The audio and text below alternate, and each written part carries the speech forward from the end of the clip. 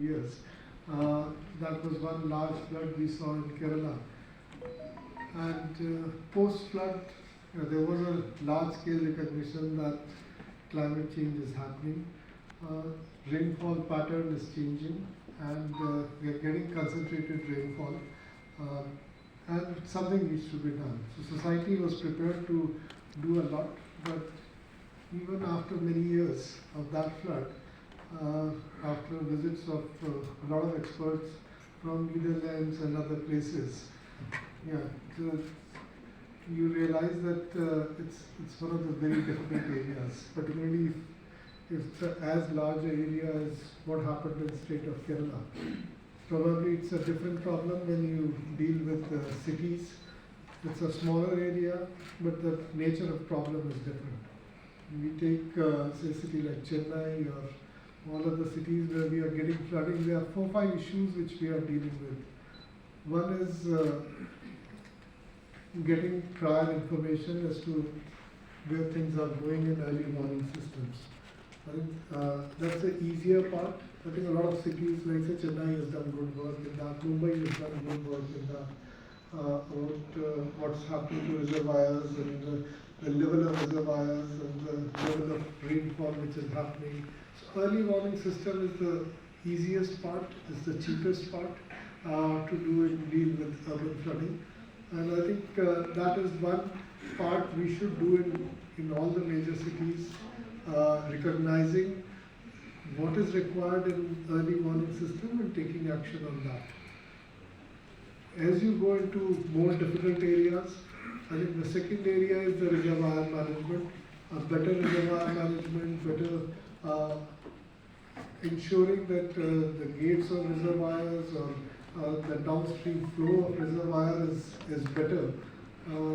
I think that is another area a lot of cities have started working, particularly after they experience a flood.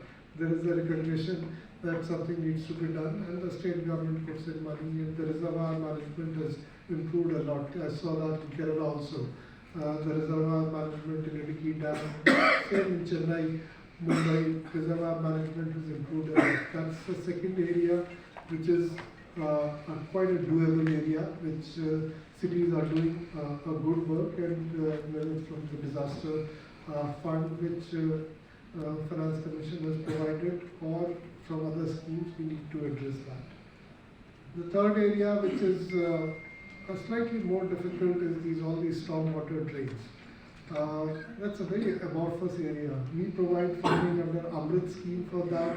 We provided some 3,000 crores, which is a very small amount, 4% of total funding going into stormwater drains, because after some time you don't know whether it's going into just side protection of road or it's going into stormwater drain or what's happening. This is a very, very difficult area to monitor, because cities' engineering system, planning systems are very good in spending money on stormwater drain without actually anything coming out of it.